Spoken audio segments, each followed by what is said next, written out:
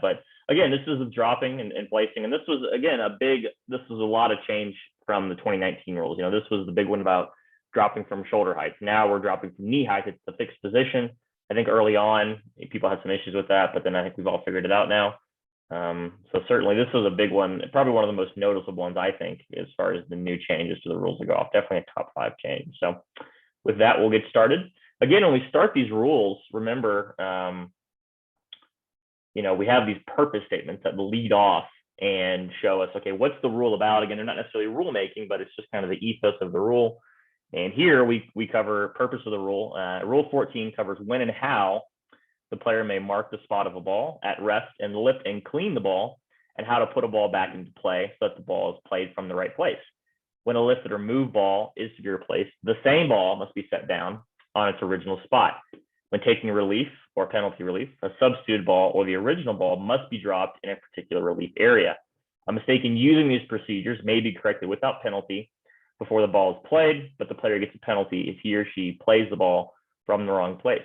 So this rule's got a lot going on, and the purpose statement there kind of does a good job of covering, throughout. It's kind of segmented. Okay, after having put this together, I can see, okay, well, the first couple sentences cover rules 14.1 and 14.2, and then later down it's 14.3, and then 14.5 is a mistake, and then the wrong place is 14.7. So it does a good job of covering all the bases here. So with that, let's get into the rule. The 14 has 7 parts to it, really. And each one of these parts obviously has its own little subsection. The first part, 14.1, we're going to look at how to mark, lift, clean the ball. 14.2, replacing the ball on the spot. 14.3, this is the big one, dropping the ball in the relief area. 14.4, when player's ball is back in play after the original ball was out of play. 14.5, correcting the mistake made in substituting, replacing, or dropping or placing a ball. This is that eraser rule we used to have in the old rules. This is the new rule, eraser rule. Making stroke from a previous stroke was made. So 14.6 is going to cover maybe what might happen on stroke and distance, or a provisional ball, or a ball recalled by opponent in match play. And then 14.7 is playing from a wrong place. This kind of is, thrown in the back there, but it's a really important rule because it happens a decent amount. And a lot of other rules, when you read the bottom, and there's some red text usually that penalty structures, it'll say penalty for breach of playing from the wrong place, see rule 14.7. So this is covered in a lot of other rules. 14.7, it touches on it, meaning if you drop outside of the relief area, or the ball rolls outside of the relief area, well, you've played from the wrong place, rule 14.7 covers. So that's what we're going to see here. So we look at rule 14, like I said earlier, a lot of rules 15, 16, 17, 18, 19, they will call back and say reference rule 14.3 when, okay, let's say we're looking at rule 17 and taking relief from the penalty area. It'll say you can drop under the stipulations of 14.3. Rule 18, if you're playing stroke and distance, that'll be 14.6 will cover that. And then dropping a ball maybe in the general area bunker penalty area, 14.3 will cover that. So rule 14 does cover, it's kind of a blanket for those other rules, and that they'll always revert back and say, when dropping, use this procedure. So again, we're not looking at any, things today where you would be dropping a ball, where it'll tell you this is how you do it. But when the rules say drop a ball, go to rule 14. This is how the procedure, this is where it details very specifically, drop from knee height, the player must drop it, and dropping it straight down without rolling or spinning it. So this is where this specific procedure comes in. So really today, this is very procedural here. All right, so rule 14.1, we'll jump right in. 14.1a is the first section. Spot of the ball to be lifted and replaced must be marked. We always have to put a marker down behind it. We'll look at what that is in that procedure. Who may lift the ball? So the rules are specific on who can lift the ball with certain permissions. The player can always lift the ball, but there's other times that other players can lift the ball, or other people rather. And then cleaning the lifted ball. We see some instances, and we'll cover that, where the rules give you 4 times where you can't clean the ball. And then therefore it says, if it's not covered in one of those 4 things, then you can clean the ball. So we'll cover those. And it's interesting how the rules cover that, because instead of listing all the ways you can clean it, it says, here's the 4 things you can't do. Outside of that, you're free to clean the ball. So, and that's how the rules work a lot of times. They'll tell you what you can't do, inferring, and the other times you can do that, right? So we'll cover that. So 14.1 starts off, and I've referenced this before in other rules about this rule and having an internal definition here of what lifting means. And this is kind of cool. So whenever you see a quotation mark, that's typically going to be an internal definition. We'll see a couple other ones in here, but if you look in the back of the book, there is no definition for lifting. You can say, "Oh, what does lift mean?" You're not going to find it in the back of the book. You're going to find it here though, and it kind of gives so a nod to that by saying this rule applies to the deliberate lifting of a player's ball at rest, which includes picking up the ball by hand, rotating it, or otherwise deliberately causing it to move from its spot. So ideally, whenever you're marking or lifting while you're using your hand, but it could be any time you're getting the ball moved, whether it's rotating it or deliberately caused to move, that's considered lifting. So lifting is kind of a broader term for these other things, but they're starting off the rule by categorizing. Okay, what do we mean by saying lifting? Here's in a general sense what the rules mean by that. All right, so in 14.1a, we see the spot of the ball to be lifted and replaced must be marked. I think we're all pretty familiar with this, especially, we think about on the putting greens, but there's also going to be times when we're marking the ball to maybe see if it's embedded or if it's interfering with play, or, we've been asked to move it and we need to mark it if we're going to replace it. We got to put it back. It's not, and we're going to see this, it's not going to say if you're taking relief from a cart path, you don't have to mark it and take it out because you're not replacing it, you're taking relief. So that's not the case. We've had that question before, and we'll cover that a little more specifically here. All right, so before lifting a ball under a rule requiring the ball to be replaced on its original spot, the player must mark the spot, which means to. And before we get to that, we see our first kind of italicized word here, which means the definition. Let's look at replace, because the rules, while I kind of go through it, they're very specific about what the word replaced means. And this is in the back of the book. And we covered this a few weeks ago, but under replace, there's some interpretations under the definition. This is a good addition to the rules, and having the interpretations, the definitions also have their own interpretations, which is, I think, pretty useful. And it says, for a ball to be replaced in the right way, it must be set down and let go. This means the player must use his or her hand to put the ball back in play on the spot it was lifted or moved from. So I don't read the rest, but it's very specifically saying you need to use your hand. It doesn't mean you use your foot or you roll the ball back. I know a lot of times people I've seen where, you're on the practice putting green, you got a couple balls and you put one, you roll the other one over.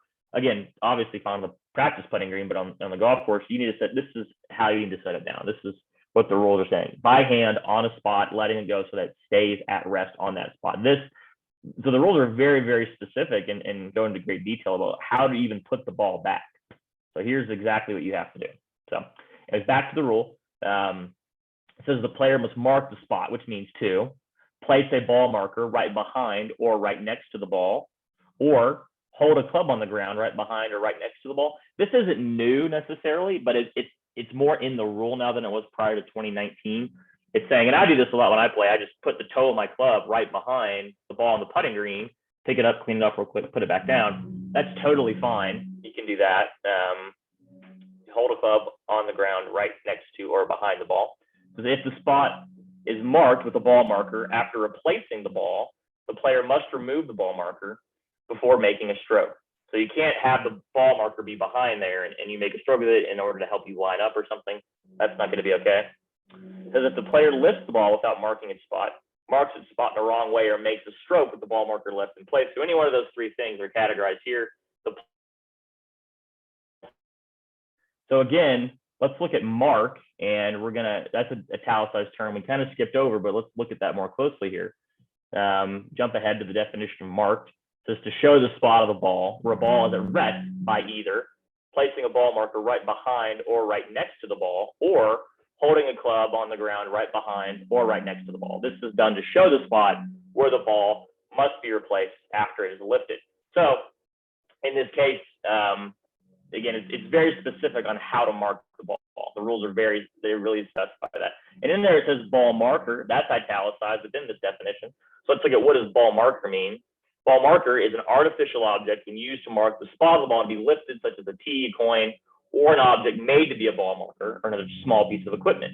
And again, to highlight that, it's an artificial object. So it's something that's not natural. I mean, you couldn't use a loose impediment. You can't use a spot on the green. The rules are pretty specific about it. It's an artificial object to mark the spot of the ball. So you have to put that right behind the ball or right next to the ball or right in front of the ball, as we'll see. You can do that too. But as long as you mark the spot, you have to be an artificial object. And it says if multiple breaches result from a single act or related act, C1.3, C4. And we kind of covered that a little bit. We had those three things. If any one of those things happens, you're getting a single penalty. If you've got multiple things happening more than that, then 1.3, C4 will cover it, but it also covers that too. This is when the ball is lifted to take relief under a rule, the player is not required to mark the spot before lifting the ball. So that's like I said earlier, when you're taking relief from a cart path, you don't have to mark it. It may be good procedure to mark it just to show where your ball was if it's close to taking relief on either side. But if you're taking relief from a cart path, you don't have to mark it because the rule said when you replace the ball, you need to mark it. When you're not replacing the ball in this situation, you're taking relief, you don't need to mark it. So the rules infer that in the first point, but then later on, it's specifically the end of the rule here, the end of the section here, it cleans up what that means. All right, so let's look at 14.1b, who may lift the ball. Like I said, there's certain stipulations on who can lift the golf ball. The player's ball may be lifted under the rules only by, and here we're talking about the player's own ball, specific ownership. We're not going to get into necessarily the opponent or an outside influence or anything like that. Again, we kind of covered a few weeks ago about a ball being lifted or moved by an outside influence.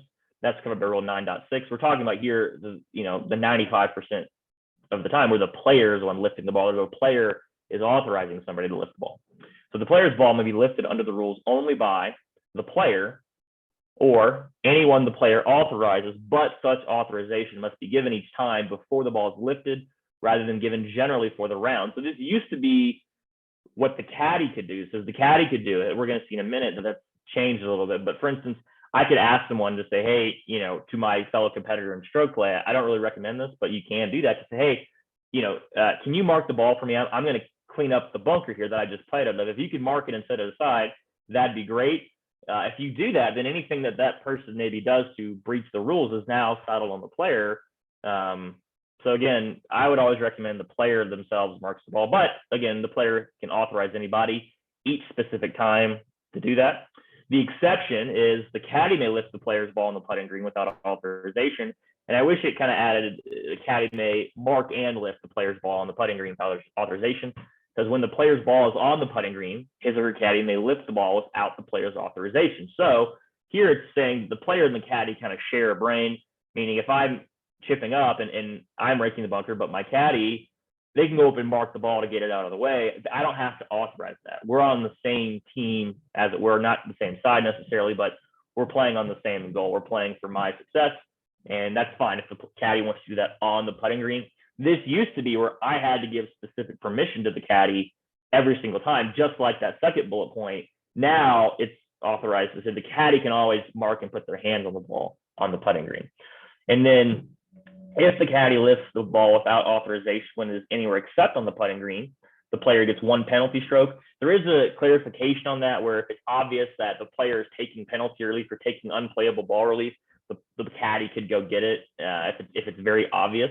But in general, the caddy is going to lift the player's ball anywhere except the putting green. And again, it says the player will get one penalty stroke if we do that. Again, going back and let's look at the exception. It doesn't say it here, but it kind of is categorized in rule 10.3b, what a caddy may do. And it says these are examples of, and we skipped this rule in our series here, but it says these are examples of what a caddy is allowed to do and not allowed to do. And I kind of chopped this up, but in part it says actions always allowed. A caddy may always take these actions when allowed under the rules. And I like the way it's written here because it says mark the spot of the player's ball and lift and replace the ball on the putting green. So the caddy can go through and do all that, mark, lift, replace the ball on the putting green. And then it says exception 14.1, the 14.1b exception, and then 14.2b. So that's where we are, 14.1b. So I like that it says mark the spot of the player's ball and lift and replace it. In the caddy rule here in 10.3b, but in 14.1b, that exception doesn't say that. So it doesn't sync up exactly, but we get the idea. Obviously, every time the ball's in the putting green, it needs to be marked when lifted. All right, so 14.1c, we're gonna look at cleaning a lifted ball. So a ball lifted from the putting green may always be cleaned. See 13.1b, that's what we covered last week. I think we all know that. Anytime your ball's in the putting green, whether it's your first, second, or third stroke, you can always mark it, pick it up, and clean it. But again, like we just saw, you have to mark the spot every time you're going to do that. You can't rotate it on the spot and clean it or line it up with your trademark. You got to mark it still. So marked ball must maybe lifted and cleaned always on the putting green. So anytime your ball's touching the putting green, you can always clean that ball. A ball lifted from anywhere else may always be cleaned except when it is lifted. And this is what I was talking about earlier. Here it's going to give you the 4 times you can't do it. So if we look at the first part of that sentence, a ball lifted from anywhere else may always be cleaned, and then except in these cases. So I've had a few questions on this where, if a player's ball at rest was accidentally moved during search, could it be cleaned? Well, the answer is yes, because it can always be cleaned, except under these 4 stipulations. And those are to see if it is cut or cracked. Cleaning is not allowed at all. You can't even clean it a little bit to see if it's cut or cracked. Doesn't happen that much. I think the rules will always yield for this and say, yeah, you can always look and see if you're playing proper equipment, or if it's damaged, you can mark it if you have reasonable belief that it's cut or cracked, but you can't clean it at all. To identify, you can clean it only as allowed and needed to identify it. So if your ball is covered in mud, you can clean it to the extent to say, oh, yep, there's my ball mark and my logo and whatever identifies my ball. You can clean it to the extent necessary to identify it. Once you identified it, put it back. If it's not your ball, well, now that's just a stray ball. Maybe you're picking up, and that's no big deal. Because it interferes with play, cleaning is not allowed at all. So that's what you'll see on tour a lot. And we'll actually cover this next week in Rule 15, or on tour on TV, where if 2 golf balls are interfering with one another, the person whose ball that is doing the interfering, they'll mark it, move it, and when they pick it up, they'll pinch it just to make sure they're showing I'm not cleaning it. Because if you palm it, there could be an instance where you clean it, but they'll pinch it, and then they'll either hold it out so it's readily visible, or they'll set it off to the side and set it on the ground to show I haven't cleaned it. Because here the 3rd bullet point says you're not allowed to clean it. So if my ball is interfering with play of someone and they say, hey, can you move it? That's not a freebie for me to say, oh, I get to put my hand on the ball and clean it. You still got to keep it in the position, or in the state that it was, as far as the dirt on the ball, maybe, or the mud on the ball. Still got to keep it. You still can't clean it. And then to see if it lies in condition where relief is allowed, it says cleaning is not allowed unless the player takes relief under a rule. So what this would mean is, and again, we cover this in 2 weeks, but what this means is if I think my ball might be embedded, I'm going to say, well, I'm going to pick it up, mark it, rather, pick it up, say, look at it, is it embedded? No, it's not. I can't clean it when I'm doing that, right? You have to say, okay, it's not embedded. I got to put it back, recreate the lie, play on, or it is embedded. Great. Now I'm taking relief under a rule, and then I can clean it. So that's one example. If you're checking to see if you're, or something, or anything else, if you're checking to see if you get relief under a rule, you're not allowed to clean it, because you're just checking to see if rules allow relief. They do not. Okay, now we're back to put the ball back in play. So if the player cleans a lifted ball when not allowed, he or she gets 1 penalty stroke. Then if multiple rule breaches result from a single or related act, see Rule 1.3C4. Again, so if it's worth it to you and you want to mark and pick up a ball and clean it because the mud you think might cost you 2 strokes, technically you could do that and just go outside the rules, right, and clean that ball. So again, if you do, you're going to get a penalty stroke. Usually it's not worth it, but if you do clean it when you pick it up. And then the multiple breaches, that just means if I don't mark it and I pick it and clean it up, well, I would get a penalty for picking up a ball without marking it and for cleaning it. Those combine into just 1 procedural penalty stroke. We saw that earlier in the rule, but also it yields back to 1.3C4. And then the blue text here, again, this is saying in a partnered event, so 4-ball or foursomes or 4-ball, me and my partner, we share a brain in that way. So if my partner goes up and picks and cleans my golf ball, I'm going to get saddled with that penalty because my partner did it and it helped me. So that's that blue text to say your partner can't do it as a roundabout way. Or let's say they're sitting 8 and I've got I'm sitting lying 2 and say, well, I'll just clean the ball for him because I'm already 8 and I'm out of the hole. No, I'm going to get that penalty. So that protects us against the partner maybe breaching the rules and overstepping to benefit me, the player. So that blue text always is going to help clean up there. All right, 14.2, replacing a ball on the spot. Says this rule applies whenever a ball is lifted or moved and a rule requires it to be replaced on the spot.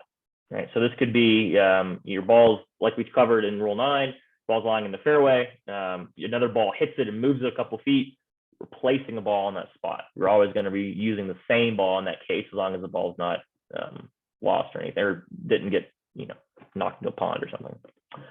All right, so in 14.2, we've got several subsections. So when replacing the ball, the original ball must be used. So if you're replacing it on a specific spot, you have to use the ball. Then who must replace the ball and how it must be replaced. There are going to be stipulations on who can do it and how you can do it. And then the spot where the ball is replaced. And then where to replace ball when original lie is altered, which will happen. And then what to do if replaced ball does not stay on original spot. this is covered in 14.2e, but when we get to 14.3, it reverts back to this a couple times when you're trying to drop, place, and it says under the stipulations of 14.2e. So that'll be one to remember as we shift into 14.3. So in 14.2a, the original ball must be used. So the original ball must be used in replacing a ball. And something to notice is the word the, and the rules, and this is where when you read the rules, read them critically, notice when it says the original ball or the ball or replace a ball. So when it says the original ball, that is singular, that is one golf ball, that is the original ball that was moved, or whatever, when replacing the ball, the ball, you have to use that same ball. As you know, on the putting green, when we mark it, pick it up and put it back, we have to use that same ball. We don't get to replace the ball when we're using and replacing it on that spot. We have to use the same ball. Again, there's some 4 exceptions we'll look at, but you have to replace the ball, that same ball, when you put on the spot. So notice that when we go through here, when it says the or a ball, and I'll note that as we go, but very important to see that right there. So we get to the exceptions right away. So the original ball must be used in replacing a ball, except another ball might be used. And these are all pretty practical, I think. You'll see it makes sense that you can use a different ball when replacing a ball in that spot. And it says the original ball cannot be recovered with reasonable effort and in a few seconds, so long as the player does not deliberately cause the ball to become unrecoverable. We've seen this on TV a couple of times where a player, they mark their ball on the putting green and they pick it up and then they throw it to their caddy to clean it, and the caddy misses the ball and it goes into a lake or something. Well, it used to be the player would have been penalized for that because they have to use the original ball. But here it's saying as long as it can't be recovered with a reasonable effort, which is true in that case, and the player didn't deliberately cause the ball to become unrecoverable, because I wanted to use a new ball. So again, as long as the ball is recoverable, you need to use that one. If the original ball is cut or cracked, you're not going to be forced to use that same ball like we saw earlier. You can always mark and say, is that cracked or cut? And if it is, you would replace a new ball in that spot if you'd like. Play resumes after it has been stopped. So let's say there's a lightning delay late in the day and play is suspended. I marked my ball. I come inside. I don't have to use that same ball either later in the day or the next day when coming back. I don't have to use the same one. I'm allowed to replace another ball in that spot because overnight I put it in my golf bag. I don't have to sequester that one ball off in the special pocket to know that's the ball I use for resuming play. You could imagine if there's an 84 player field and they all had to mark their ball, what kind of a circus that could be if half of them even say, oh, I can't find the original ball. Doesn't matter. Just use a ball to put it back on the spot. Obviously, there's stipulations with the one ball rule, which we don't get into, but again, you don't have to use the same ball. Or the original ball was played by another player as a wrong ball in 6.3c2. And it specifically says 6.3c2, which is referencing stroke play. If it's match play, then you don't have to worry about it. If your ball is played as a wrong ball by your opponent, you just won the hole. You don't have to replace the ball. Go get it and go to the next hole. So it's specifically targeting stroke play in this case. But that also makes sense. I mean, if we're in the fairway and another player plays my ball and hits it 200 yards up the fairway, it would be unreasonable for me to go up there and try to get that ball and then bring it back, right? So whenever there's a wrong ball situation, you don't have to go get that one, or it's hit into a pond or out of bounds. And so you're not using the original ball if you don't want to. You can, but you don't have to. All right, so in 14.2b, who must replace the ball and how it must be replaced. So who may replace the ball, how ball must be replaced, 1 and 2. So in who, it says the player's ball must be replaced under the rules only by, so it's very specific here on the rule saying, all right, who can put the ball back in place? The player, obviously. The player can always do it. As long as you stick to the player on most of these things, you're going to be fine. Or any person who lifted the ball or caused it to move, even if that person was not allowed to do so under the rules. So a lot of times we might see, if we're at a big event and a volunteer or a spectator moved the ball, they would technically be allowed to replace it because they're the ones who lifted or caused the ball to move. Even if that person's not allowed to do so, it could be a wrong ball situation. If another person played my ball as a wrong ball, they could technically put the ball back on the spot because they're the ones who lifted or caused it to move. They might have a better idea of what the lie and what the ball was doing before they played it as a wrong ball in stroke play. They could technically do it. Again, the player is always going to be listed first. If the player plays a ball that was replaced by someone not allowed to do so, the player gets 1 penalty stroke. So in this case, if my opponent replaced the ball when they weren't allowed to do so, then I would get a penalty stroke for that. So it has to be replaced by any one of those.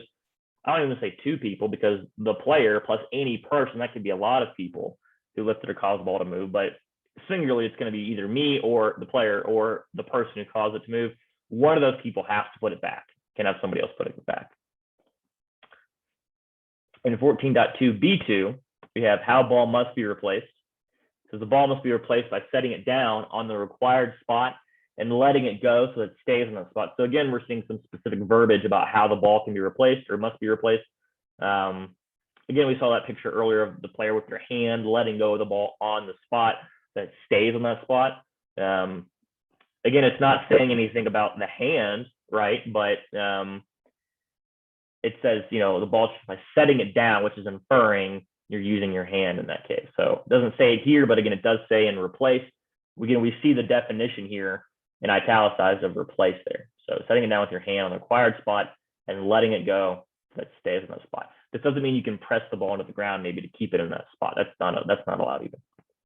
The player plays a ball that was replaced in the wrong way, and that could also be by a wrong person, but on the required spot, the player gets one penalty stroke. So we see that mirrored in 14.2b1 and who replaced it, and then 14.2b2 and how it can be replaced. If it's replaced by a wrong person or in a wrong way, again, like we said, if you just roll it back with your club on the putting green and put it back down, we already seen that's the penalty stroke because you replaced it in the wrong way, and it's specific here on that in 14.2b2.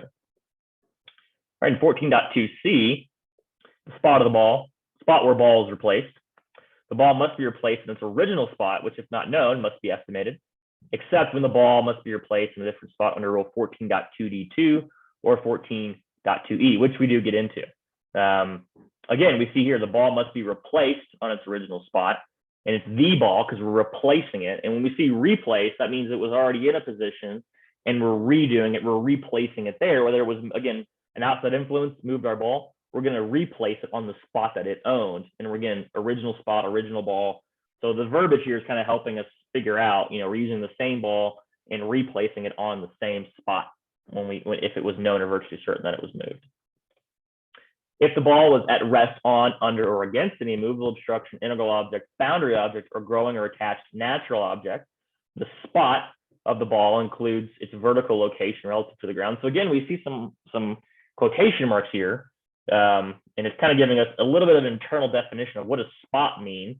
The spot of the ball includes its vertical location. So if it was in the grass, it was nestled down, it might be on the same area on the horizontal plane, but it's got to also be on the same depth of grass. So if a ball was moved during search and it was buried and you put it in the same silo, let's say, but a little higher to get a better lie, that's a wrong spot because you didn't put it on the right spot, because here it says it includes a vertical location to the ground. Again, if that's the case, you're just estimating. It's not an exact science, but like we saw, when we're looking at searching for a ball, if you moved it because of search, it probably wasn't in the greatest of lies, or else you'd have seen it and you wouldn't have moved it. So you need to put it back in the lie that you think it had. So this means that the ball must be replaced on its original spot on, under, or against such object. And here, again, when we look at spot, this is really similar to the definition of lie, right? They kind of mirror each other, the lie of your ball. So let's look at the definition of lie. The spot on which the ball is at rest and any growing or attached natural object, immovable, obstruction, integral object, or boundary object touching the ball or right next to it. So the loose impediments and movable obstructions are not part of the ball. So again, we see here it's really mirroring it in the rule in 14.2 and and it doesn't say lie, but we know both of those things. And when I read 14.2, I read that and I think that sounds a lot like the definition of lie. So lie and spot of the ball, they're very similar. They're not, I don't say definitely interchangeable, but they're really close. So lie and spot mean we're pretty close to the exact same thing, and they mirror each other. And we can see it here in the verbiage of the spot of the ball, right? So lie and spot, they don't say lie, but they say spot, and it's pretty close to the same thing, I think. And then it goes on to say, if any loose impediments were removed as a result of the ball being lifted or moved, or before the ball was replaced, they do not need to be replaced. And then we'll cover this next week, and we're not going to get into it too much today, but for restrictions on removing loose impediments before replacing a lifted or moved ball, see Rule 15.1a, Section 1. again, this we're gonna cover next week more in depth, and we've got a lot to cover for the rest of this rule. So we're gonna go out over this one and wait till next week on that one. In 14.2, we have D, where the replace ball when original lie is altered, and it could be either in sand or anywhere except sand. So here the rules divide up, not even areas of the course, because if it was, it'd say bunker and not bunker. It's sand and not sand. So sand, as we know, you can move it, you can shape it to recreate very exactly what a lie might have been, whether you moved it to identify it or someone played a wrong ball. You can pretty much recreate it with pretty exacting certainty because you can move the sand around. Balls anywhere except sand, if it's in the grass, you can't really move that and fix that to exactly mirror the lie. So again, it's not even saying areas of the course. So it could be sand as a natural sandy area or bunker sand. It doesn't say bunker or not bunker. It's just sand or not sand. So here it's getting a little, and in sand, we're inferring it doesn't mean it's on, a little bit of sand in the fairway. It means that it's a natural sandy area or bunker in or on sand, right? So very specific there, sand and not sand. All right, so if the lie of a lifted or moved ball that must be replaced is altered. So again, if somebody accidentally moved a ball during search in a bunker and that's in sand, and that lifted or moved ball in search must be replaced, the player must replace the ball in this way. Ball in sand, when the ball was in sand, whether in a bunker or elsewhere on the course. So again, here it's not giving you a specific area of the course necessarily. It says bunker, but also it could be sand in the penalty area or sand in the general area, in that natural sandy area. So again, bunker stipulations have their own thing. We covered that a couple weeks ago. Here it's saying any sand on the golf course. And replacing the ball, again, placing the ball, it's inferring you have to use the same ball that was moved unless it's not easily recoverable. And replacing the ball on its original spot, which if not known must be estimated. The player must recreate the original lie as much as possible. So again, if you don't know the spot, you're estimating, right? You're using your good judgment. And recreating the lie, the player may leave a small part of the ball visible if the ball had been covered by sand. Where this is helpful is, let's say someone hits the ball into the face of a bunker and it's got a lot of new sand in there, and the ball just buries, it just darts in right on impact. You see this a decent amount. The player could say, I'm 150 yards away, but I saw that ball go right into the face of the bunker. They're allowed to move the sand with their hand to search for it. They're moving it back. They see the ball in there. They can mark it, pick it up. That's my ball. When they place it back, although it was covered by sand, when they recreate that lie, here in the second bullet point, it's very particular about saying when you have to put it back, you have to still hit it. So when you put it back, you can leave a little bit of the ball visible if it had been covered by sand. So here we're talking only about sand, and you're allowed to leave a small part of the ball. Doesn't happen that much, but it does happen more than you'd think in this situation. So when you're looking for it, if you find it, when replacing it, you're allowed to leave that small part visible. And if the player fails to recreate the lie in breach of this rule, so let's say it was really buried and you identified it, and this is in the sand, obviously, and when you put it back, you left most of the ball visible. The player has played from a wrong place here, right? So we see wrong place. We covered this in 14.7 at the end, but this would be a general penalty. So if you did that, you played from the wrong place, and stroke play, it's 2 strokes, and match play, you've just lost the hole there. So it infers it here in wrong place, and we get to that later in this rule. It doesn't call it out specifically saying 14.7, but that's what it is, and that's what we're going to get to. So anywhere except sand. So now we had bunkers and we had sand, maybe natural sandy area. Now we're moving to anywhere except sand. So dry, solid ground. It could be, again, in the rough mostly, or a fairway or whatever, not sand. So when the ball is anywhere except in sand, the player must replace the ball by placing it on the near spot with the lie most similar to the original lie, that is, within 1 club length from its original spot, which is not known, must be estimated. So we're tied into the 1 club length area there. Needs to be not near the hole. We see this in almost everything when we look at relief procedures. Usually can never be near to the hole, no closer to the hole. In the same area of the course as that spot. So if it was in the fairway, it needs to still be based on these 3 things in the fairway, but it's in the general area, no closer to the hole. If it was in the penalty area, we have all these stipulations, but it has to be in the penalty area when we're replacing that ball. If the player knows the original lie was altered, but does not know what the lie was, the player must estimate the original lie and replace the ball under 1 or 2. So if you know that the lie was altered, so let's say a good example is your ball is in the rough and someone else plays the ball out and out of the rough, that's a wrong ball. when you're replacing the ball in this spot, you know the original lie was altered because where the ball was is now there's a big gap in the graph where they took it out. You're placing it in the nearest most similar lie. And if you don't know, this is a good time where you could ask the other player to say, hey, I'm going to replace it. What was that lie like? Was it buried? Was it not? Is this good right here? So you can get some guidance on that to say you're estimating the original lie to replace the ball. And again, here you're replacing it. You're not dropping it. It used to be if you didn't know the spot of a move ball, you'd drop it. Here you're placing a ball, even if you don't know the spot, even if you don't know the lie, you're estimating the spot and estimating the lie. And this is all covered in this rule here. This is a really important one when it comes to placing or dropping. You're always replacing it if the ball was moved here. You're never redropping it. Oh, I don't know the spot, I'm going to drop it. You're placing the ball. And it could be the same ball or another ball based on those 4 exceptions we saw earlier. Typically, as long as your ball is recoverable, you're going to be required to use that same ball unless those 4 exceptions apply.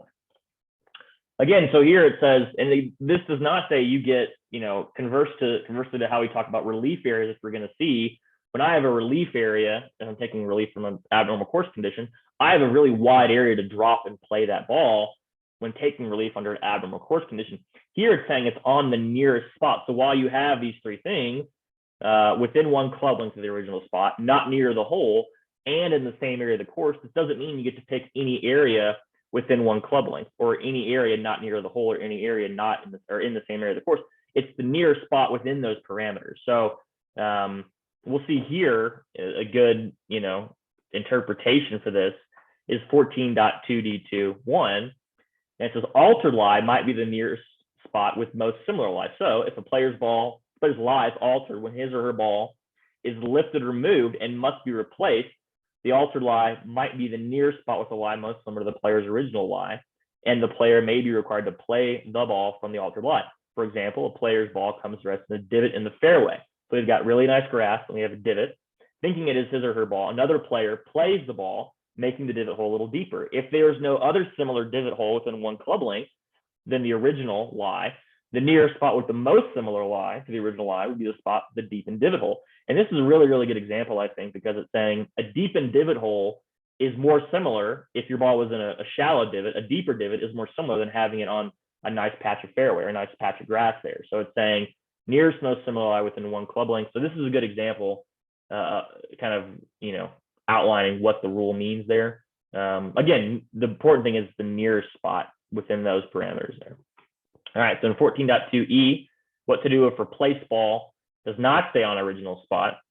So this is, if you're in this, we cover this a little bit in 14.3, drop, place, the ball doesn't come to rest. It kind of refers you back to 14.2E. So remember, let's keep this in mind as we shift into 14.3. So it's nice that it's at the end of 14.2, so we can kind of move right into it.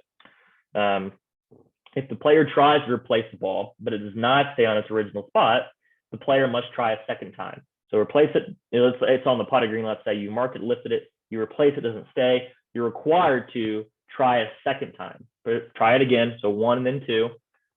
If the ball does not stay on that spot, the player must replace the ball. Again, we're still using the same ball here by placing it on the nearest spot where the ball will stay at rest, but with these limits depending on where the original spot is located. So if this, first of all, again, we see the spot must not be near the hole. And if the original spot is in the general area, the nearest spot must be in the general area. Again, this is why it's important to know what area of the course your ball lies in. If the original spot is in a bunker or a penalty area, the nearest spot must be either in the same bunker or the same penalty area. Doesn't mean you get to go to another bunker or another penalty area. You're keeping it in the same, not even area of the course, but the same part of the same area of the course. So the same bunker. So if there's lots of bunkers around, it's that bunker. It's not any similar bunker. It's that bunker specifically that your ball lies in.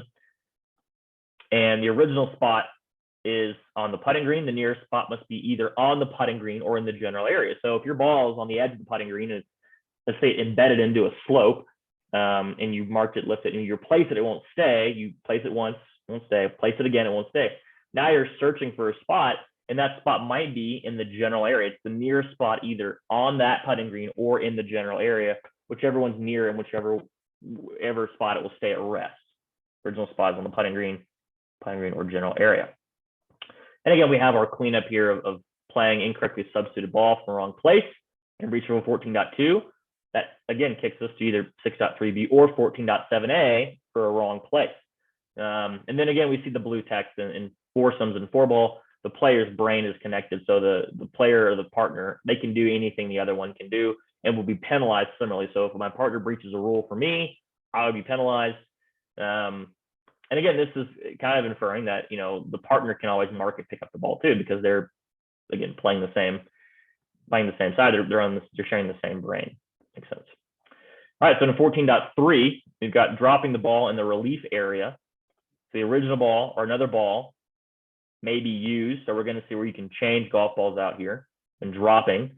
Ball must be dropped in the right way. Ball dropped in the right way must come to rest in the relief area. And then in D, what to do if ball dropped in the right way is deliberately deflected or stopped by person. So again, in 14.1 and 14.2, in 14.1, we were marking, lifting, cleaning. We're replacing the ball when we do that. In 14.2, if the ball was moved, we see, okay, how do we replace the ball? Now we shift into the 14.3, which is dropping the ball. That's the big one. Again, like we see in 15 through 19, rule 15 through 19, it'll kick us back to 14.3 and say, usually 14.3b when proceeding under this rule. Penalty area rule, take relief. Do you place it or drop it? You drop it based on the stipulations in 14.3b here.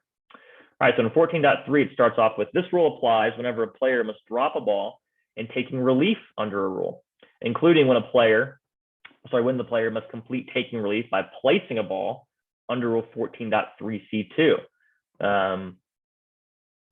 So again, this is kind of setting up the rule. It says if the player improves the relief area before or when dropping a ball, see 8.1. In 8.1, it's got those limitations on before dropping a ball in a relief area, you can't pat down, seams of cut turf or replace loose divots because you're improving a condition affecting the stroke. So here it's kind of reverting us back to 8.1.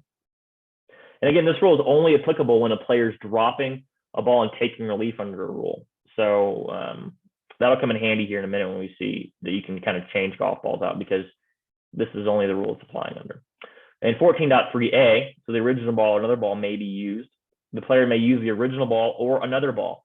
So here, whenever you're dropping a ball, if it's taking relief from temporary water or a penalty area or ground under repair or a cart path, you can always use another ball. So whenever you've got the ball in your hand to drop it, you can either use that ball, clean it, obviously, even if you're not taking penalty relief, or you can use another ball. So your ball's scuffed up. You say, I don't want to use that ball because it hits the cart path.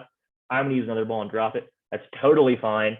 Anytime you're dropping a ball, and this was a big change between 2018 and 2019, you can use your ball or another ball. It doesn't matter if you can recover the ball easily or not. Let's say you've got on a sprinkler head and you've got 200 yards over water.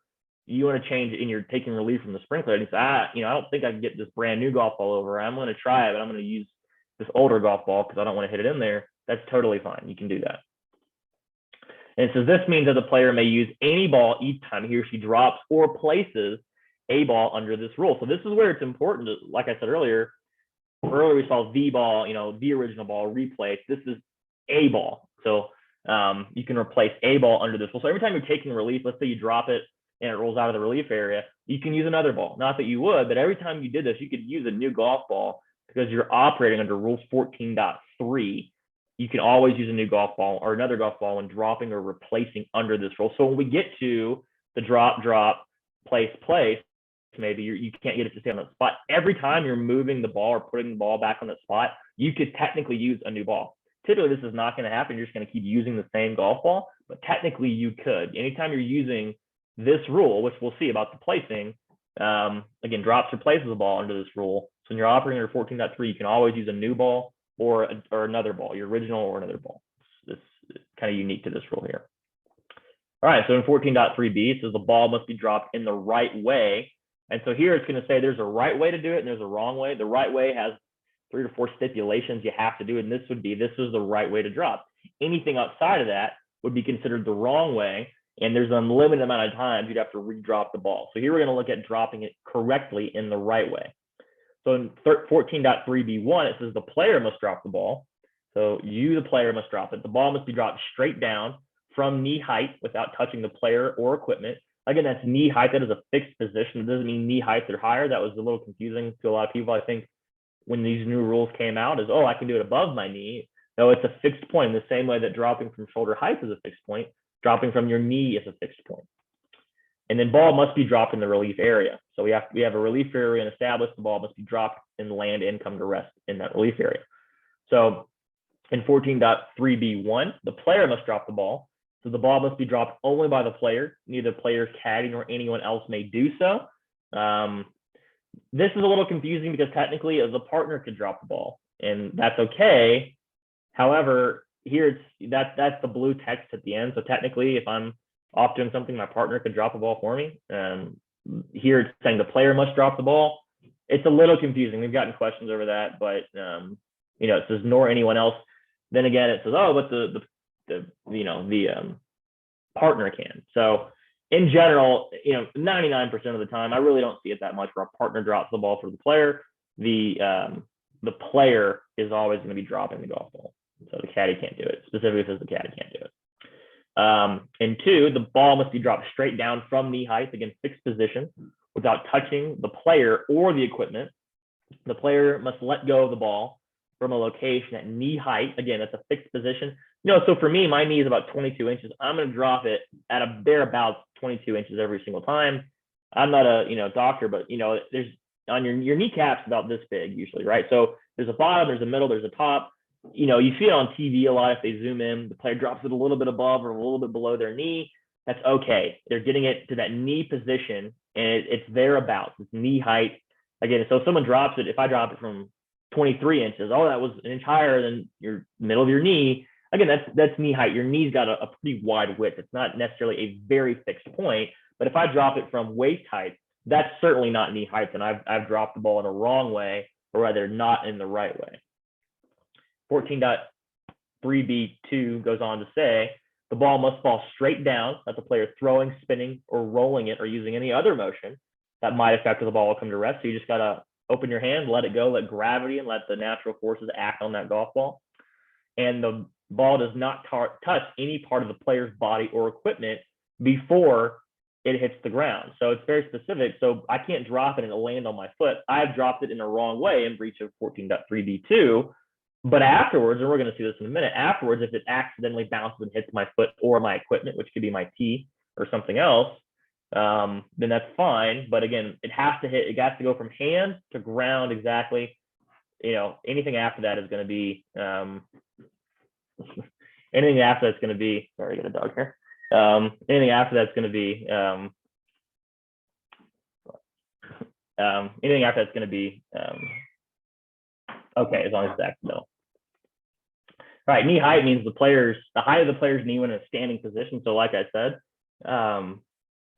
knee height is knee height. For me, it's 22 inches. So it's in a standing position. So I can't game the system and squat down like a catcher in baseball and get my knee 6 inches off the ground and say, oh, that's knee height. No, knee height's a fixed spot on your body. Again, for me, it's 22 inches. And I would drop it from thereabouts every time. There's a clarification, and this is talking about any part of the player's body or equipment before it hits the ground. And what it's talking about here is the equipment, and it's kind of small, but what it says is a tee being used by a player or being carried by the player, his or her caddy, is the player's equipment, such as a tee marking the reference point. So if I establish my reference point and then my relief area with a tee, and it lands, hits the ground, bounces that tee, and then lands and comes to rest in the relief area, I've proceeded correctly. The tee is part of your equipment when I'm using it, such as a tee marking the reference point. All right, and here's a good example of the rules having pictures in it. These were new in 2019. They say, here's what we mean by the procedure. Here's a picture that outlines it. So these are really good. These are really helpful. In number 1 there, we've got the players drop the ball from knee height. That's exactly correct. She's bending over at her knee height in a standing position, dropping it. Again, in the second picture, that's above knee height. That's not a fixed position. That's not okay. In the third one, that's totally fine. He's dropping it from knee height, even though he's kneeling. That's fine. And then on the last, and that's what I was talking about, he's trying to game the system a little bit by saying, oh, my knee is going to be foot off the ground. Oh, that's knee height. No, it's that standing position. So as you see there, that knee height line is always the same, and it's for each player. So a taller player has a taller drop theoretically, and a shorter player has a shorter drop because their knees are of different heights. But again, it stays the same throughout for each player. It doesn't change based on their body position, I guess is what we'll say. All right, so the ball must be dropped in the right way and must be dropped in the relief area. The ball must be dropped in the relief area, and the player may stand either inside or outside the relief area when dropping a ball. So here we've got a picture of this is, you're taking relief from a sprinkler head. And we covered this in more in Rule 16 for abnormal course conditions, but we establish a reference point. From there, we get a club length, and now we have our relief area. And I'm allowed to drop that ball anywhere within that relief area. I have to drop it from knee height, drop it straight down. It has to land and come to rest in that relief area. And I can stand outside of it like we saw. So wide area to drop the ball. Again, we get more into the abnormal course condition in a couple of weeks, but here's what we're talking about when we say relief area. If a ball is dropped the wrong way in breach of one or more of these three requirements, and when it says these three, it's kind of saying those three we just covered, right? So the player must drop the ball. 2, the ball must drop straight down from knee height without touching the player or the equipment before it hits the ground. And then 3, the ball must be dropped in the relief area. So when it says if a ball is dropped in the wrong way in breach of one or more of these three requirements, it's meaning these three right here. So if you didn't drop it you went outside the lines on any of those three, that's going to be dropped in the wrong way, like we see here, and you're going to drop it again an unlimited amount of times until you drop it in the right way. So you've got those three things. That's the right way to drop a golf ball. So if the ball is dropped in the wrong way, like I just said, the player must drop a ball again the right way. Again, a ball, like we saw earlier, it's not saying the ball. Anytime you're operating under this rule, you can substitute another golf ball when you're dropping or placing under this rule. The player must drop a ball again in the right way, and there is no limit to the number of times the player must do so. So if I drop it from shoulder height, I do not drop it in the right way. I drop it in the wrong way. I have to do that over and over until I do it in the right way. So if I drop the ball at shoulder height, that's the wrong way. Do it again. Shoulder height, the wrong way. We're going to get in a second to counting. Drop it once in the right way, drop it twice in the right way. If the ball is rolling outside of the relief area, again, it's predicated on it's dropped in the right way and not in the wrong way. In that case, it's infinity. You don't get to drop it from shoulder height twice and then get to go placing it because you didn't drop it in the right way twice, which we're going to see here in a minute. A ball dropped in the wrong way does not count as one of the 2 drops required before a ball must be placed under 14.3C2, which we'll cover. Again, like I said, you have to drop it in the right way twice to initiate that placing sequence. So it's the right way. They're very specific about that. So again, just with pictures here, let's look at the correct way to drop a ball, the right way. So we've got the player must drop the ball from her knee height in this case, and it must come to rest in her relief area, right? It must land and come to rest in this area. Those 3 things constitute the right way. In 14.3b, it also goes on to say if the player does not drop again and instead makes a stroke at a ball from where it came to rest after being dropped in the wrong way, if the ball was played from the relief area. So we're going to see 2 instances. Was it played in the relief area or outside the relief area? If the ball was played from the relief area, the player gets 1 penalty stroke, but is not placed in the wrong place under 14.7, which we'll see. So if I drop it from shoulder height and it comes to rest in my prescribed relief area, and I go on to play that, I'm penalized a stroke for that because I dropped it in the wrong way, but it came to rest in the relief area. So, it's in the right spot I'm supposed to drop it in. Just the way I got it there was incorrect. So, but if the ball was played from outside the relief area or after it was placed when required to be dropped, no matter where it was played from, the player gets the general penalty. So again, 2 strokes and stroke player loss of hole in match play. And again, the rules do a really good job of having pictures here for us. So in the first one, the player, she dropped it from knee height, dropped it straight down without rolling or spinning it, and it landed and came to rest in the relief area. It doesn't have to land, as you can see, on that exact spot. It has to land and come to rest in the relief area. So it can bounce a foot away, but as long as it's in the relief area, it's totally fine. And the second option, she did the right things as far as she dropped it from knee height. The ball fell straight down, landed in the relief area, but came to rest outside the relief area. We're going to see that in a minute, and that she dropped it in the right way in the relief area, but the ball came to rest outside. She's going to do it again, second time. And then if it happens again, we're going to get into placing it, and we'll cover that. And in the third instance, she dropped it in the wrong way, meaning that she dropped it from knee height. She, the player herself, dropped it. That's all correct, but it landed outside the relief area and came to rest in the relief area. So in that case, she's not dropped in the right way because the ball didn't land in the relief area. So those are some good pictures there that show that. All right, so in 14.3c, see the ball dropped in the right way must come to rest in the relief area, kind of what I just alluded to there. The ball dropped in the right way must come to rest in the relief area. And this rule applies only when the ball is dropped in the right way under 14.3b. So it sets up and saying, this is only applicable if you drop it in the right way. If you dropped in the wrong way, meaning from shoulder height, but it came to rest in the relief area, like we just saw, you're dropping it again until you've done it in the right way twice, which is what this rule is talking about. But again, it's only if it's dropped in the right way. If it's dropped in the wrong way, and you see this in the header, 14.3c, ball dropped in right way, right? So it says it there. In the next slide, it says it again in 14.3c2, if the ball is dropped in the right way. So if you've dropped it in the wrong way, you're still back in 14.3b. You're not here yet. You got to drop it in the right way first. Once you've dropped in the right way twice, now we're operating under this rule. It says the ball must come to rest in the relief area. It does not matter whether the ball, after hitting the ground, touches any person, equipment, or other outside influence before coming to rest. Again, after hitting the ground. So once it hits the ground and you're dropping it, and since you're dropping it from knee height, your foot's going to be a little closer to where the ball might land. So when you drop it from knee height, it's going to land, and then unless it lands, it comes to hits your foot accidentally, and then comes to rest in the relief area. After hitting the ground, if it touches any person or equipment or other outside influence coming to rest, then if the ball comes to rest in the relief area, the player has completed taking the relief and must play the ball live. So if it accidentally bounces off your foot but comes to rest in the relief area, you've done your job. Again, after it hits the ground, they have that little area plugged in there that says after hitting the ground. There's a timeline. And if the ball comes to rest outside the relief area, the player must use the procedures in 14.3c2, which we're going to get to, which is drop, drop, place, essentially. Again, all predicated, this is in the right way. In either case, there's no penalty to any player if a ball dropped in the right way accidentally hits any person, equipment, or other outside influence before coming to rest. So here we kind of have a time frame of it doesn't matter whether the ball after hitting the ground and then fast forward to and before coming to rest. So it kind of repeats itself there, and I think for emphasis in those first between the bullet points there. So again, it says it twice. It's the ball. It does not matter whether the ball after hitting the ground touches any person, equipment, or other outside influence before coming to rest. Skip down. In either case, there's no penalty to any player if a drop ball in the right way accidentally hits, again, any person, equipment, or other outside influence before coming to rest. So after it hits the ground and before it comes to rest, if it hits any of those things, there's no penalty. Again, predicated that it's accidental. Then the ball's, if it's in the penalty or it's in the relief area there, and you're playing it as it lies.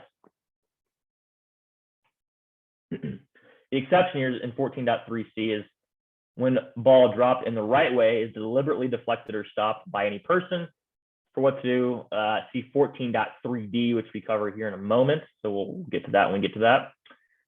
In 14.3c2, says what if ball dropped in the right way comes to rest outside the relief area? If the ball comes to rest outside the relief area, the player must drop a ball in the right way a second time. So again, this is all the right way. If you've done it in the right way in the relief area, but it just happens to come to rest outside the relief area, let's say, it's on a very, closely known area, or it's hard pan and it's sloped. When you drop it, it's just going to bounce out. Well, what's going to happen is you do it twice and then you're placing it. You can't have you sit there and drop it 50 times trying to get it to come to rest in an area that may be impossible for it to come to rest on when you're dropping it in that area. So the rules are going to say you're going to do your due diligence, drop it twice, and then you're going to start placing it. Again, so it says a ball comes to rest outside the relief area. The player must drop a ball in the right way a second time. So that's one. Now we're at two. If that ball also comes to rest outside the relief area, again, it's saying you kind of can read in here and saying it's the second time you've done it, also comes to rest outside the relief area, also like the first. The player must then complete taking relief by placing a ball. Again, it's saying a ball. It's not saying the ball. Because again, the beginning of this rule, we said anytime you're operating under Rule 14.3, you can substitute either a new ball or the original ball in and out every time you're dropping or placing a ball under this rule. We're still under this rule. We're still under 14.3. You can take relief by placing a ball using the procedures for replacing a ball in Rules 14.2b2 and 14.2e. That's what I talked about earlier. That's the last thing we covered in 14.2. So you're using those procedures, which is no closer to the hole in the same area of the course. And then if your ball is, in the general area, it keeps in the general area, putting green general area, and then penalty area bunkers in the same penalty area or bunker. So the player must place the ball on the spot where the ball dropped the second time first touches the ground. So again, it's the second drop. So if you drop it in one area of the relief area, it rolls out. You can drop it in another area of the relief area. And if it rolls out there, you're dropping it, you're placing it where it dropped the second time. So on TV, you'll see this a lot with the rules official with the player. As soon as that ball hits the ground on the second drop, the player and the official will sit there and point exactly that's where it dropped right there. That's where it hit. And the player is going to place a ball on that spot that it dropped the second time. Again, all predicated that it was dropped in the right way. If the place ball does not stay at rest on that spot, the player must place a ball. Again, we're still allowed to change balls out here on that spot a second time. So you drop it. You're placing a ball. It doesn't come to rest. You're placing it again on that spot a second time. So everything's kind of happening in twos here if you're not getting it to come to rest in the prescribed area, whatever that may be. And if the place ball a second time also does not stay on that spot, the player must place a ball. Again, we can switch out balls still on the nearest spot where the ball will stay at rest, subject to the limits in 14.2e. So no closer to the hole and in the same area of the course, except for the putting green. You could switch from putting green to general area if you needed to. So here we're dropping, placing. And now we're kind of hunting for a spot that's no closer to the hole and within the stipulations of 14.2e. So we're hunting to see whether a ball will come to rest on a spot after that. Again, this is a good follow-up to all that in 14.3c, like we saw earlier. And the first picture is the only way that's done it correctly. In the second picture, she's done it correctly. So she's dropping, and then placing if the ball won't stay in the relief area. In the third picture, the player hasn't dropped the ball in the right way once. So that does not count as one of the two drops there, because it didn't land and come to rest in the relief area, or didn't land rather in the relief area. That's part of it. All right, so 14.3d, we have what to do if a ball dropped in the right way is deliberately deflected or stopped by a person. We saw this exception earlier. Now we're going to cover it. For purposes of this rule, a ball is deliberately deflected or stopped. Again, this is kind of an internal definition. There's no definition in the back of the book for deliberately deflected or stopped. So we have an internal definition here. When a person deliberately touches the ball in motion after it hits the ground, or the ball in motion hits any equipment or other object or any person, such as the player's caddy, that a player deliberately positioned or left in a particular location so that the equipment, object, or person might deflect or stop the ball in motion. Again, we see the word deliberately in here on each of those bullet points. Deliberately touches the ball in motion or positions an object to deliberately deflect it. Now, the exception to this rule is an important one, because this is what happens most of the time. When there's no reasonable chance, the ball will come to rest in the relief area. If a ball dropped in the right way, it's deliberately deflected or stopped, whether in the relief area or outside the relief area, when there's no reasonable chance, it will come to rest in the relief area. There is no penalty to any player, and the drop ball is treated as having come to rest outside the relief area and counts as one of the two drops required before the ball must be placed under a 14.3c2. So again, we're still looking at, this ball was dropped in the right way. And most often you might see this as, let's say you're near a penalty area, and when you drop it, the ground's really slanted into the penalty area. You drop it, it's going to roll in. If you've got your caddy there to catch the ball as it's rolling in, because even if it's in the relief area, because there's no chance the ball is going to stay up, here we see that's okay. As long as it's no reasonable chance it will come to rest in the relief area. So that's the emphasis here. All right, and then we just see, again, the cleanup here for penalty for playing a ball from a wrong place, or playing a ball that was placed instead of dropped in breach of rule 14.3, takes you to 14.7, and then we see the blue text. Like I said earlier, when you see this at the end of the rule, it means that a player's partner can do anything for the player, and the player is saddled with any penalty that might come associated with that. It also means that technically a partner could drop a ball for the player when it said the player must be the one to drop the ball. Again, as long as the player is the one dropping it, we're always going to be fine. But technically, this blue text infers, well, actually the partner can drop the ball. A really good way to look at it is the only thing a partner can't do when it comes to four ball or foursomes is actually play the stroke for the player. Kind of do anything else. So, real quick, I know we've gone a little long, but do we have any questions? The next few are going to be a little bit quicker. Those first three are a lot. Any questions in the chat or anything we want to discuss actually before we kind of close out here? Yeah, there's one in the chat. Terry said, you talked about giving someone permission to mark a ball. What if someone I'm playing with marks my ball on the green without my permission? Would they get a penalty? I guess it depends. I mean, if it was match play and the opponent did it, then I guess technically yes, they would, because they didn't do it on accident. And there's a exception in 9.5 that if the opponent does it on accident, they're not. But in the same way, we kind of talked about if an outside influence, if I'm playing you in stroke play and I just pick up your golf ball, I'm not penalized because I'm covered under 9.6. Here in 14 is talking about the player. So, what that would mean is if the player authorized someone to pick up the ball, say, hey, Ashley, Ashley, can you mark the ball? And you just go up there and pick it up, acting on my behalf, then I would be penalized because you broke the rules when I gave you permission to operate under the rules. That's why we don't recommend that. But if in stroke play, another player in stroke play just marked the ball, picked it up because, your ball's in the way and you're getting, cleaning up a bunker and you didn't ask me, that kind of kicks back to 9.6, and an outside influence is not penalized for moving a ball. Here, although it's maybe not great etiquette, the other player in stroke play, the outside influence, is not going to be penalized. Okay. It's the only question we have in the chat. Okay. All right. Well, we're getting close to being done here. I think, for 1, 2, and 3 really take up a lot of time because there's a lot of procedure in that, but the last few here are not as long. So in 14.4, we see when a player's ball is back in play after the original ball was out of play. So when a player's ball in play is lifted from the course or is lost or out of bounds, the ball is no longer in play. The player has a ball in play, again, only when he or she, again, we look at in play, that's a definition there. We've seen that before. Plays the original ball on their ball from the teeing area. So let's say I hit my tee shot out of bounds. If I go and re-tee the ball in the teeing area, it's not in play yet. Then once the ball has been played from the teeing area, that's in play.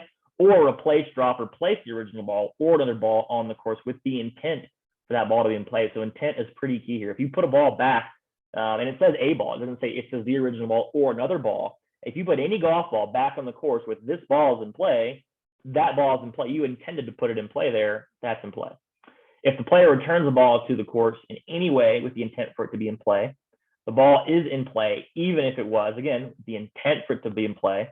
And again, it says a ball. It doesn't say the golf ball. It says any golf ball you put in play with the intent to be in play is in play, even if it was substituted for the original ball, would not allow under the rule. So if I'm putting and I pick my original mark and lift and pick my original ball up in place with the intent for it to be in play, another ball, that ball is in play, even though it was substituted for the original ball and not allowed under the rules, or replaced, dropped, or placed in a wrong place, in a wrong way, or by using a procedure that did not apply. So we kind of just saw that second one here, right? Dropped in a wrong way. So if I drop a ball from shoulder height, that's the wrong way, and I did it with the intent to put that ball in play, that ball is in play. Even if it's a wrong ball, wrong place, wrong way, that's in play. And a replaced ball is in play, even if the ball marker marking a spot has not been removed. And that's important to know that, and that's more on the putting green, like we talked about last week, where when you put it in play, if that ball is in play, but it owns that spot, it's got that home base principle. So whether you move it or not, that ball is in play because you put it back on the ground there. That ball is in play, even if you didn't move the ball marker. So, when you see it on TV a lot where players will line up their putts and they'll put a ball marker behind it and line it up, and they leave the ball marker there, still marking the spot, they can still keep operating on that golf ball with, the ball marker there. But the ball is in play, even if the ball marker is still down. But we know that on a putting green, if you mark it, lift it, and put it back, no matter what caused it to move, even though it's in play, you're going to put it back on that spot, no matter what, whether any of the 4 instances that the rules allow for a ball to be moved, moves the ball. Again, we see the ball in play. And we see this again. So going back to that last slide, so it repeats itself here. A replaced ball is in play, even if the ball marker replacing its spot, the ball marker marking the spot, has not been removed. So when a ball marker is in place to mark the spot of a ball in play, if the ball has not been lifted, it is still in play. And even if the ball has been lifted and replaced, it is still in play, even if the ball marker has not been removed. So it says it twice there in the definition of in play and in 14.4. So that ball is in play, whether or not you've lifted or whether the ball marker has been removed or not. It's in play.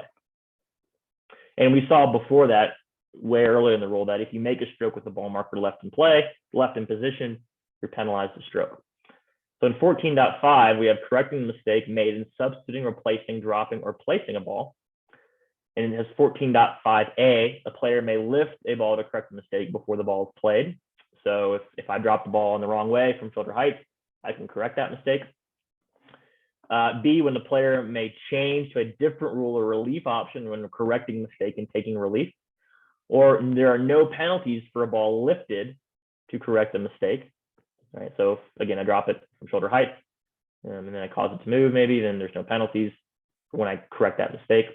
In 14.5a, we have when a player has substituted another ball for the original ball when not allowed under the rules, or the player's ball in play was replaced, dropped, or placed, one, in a wrong place, or came to rest in a wrong place, in a wrong way, or by using a procedure that did not apply.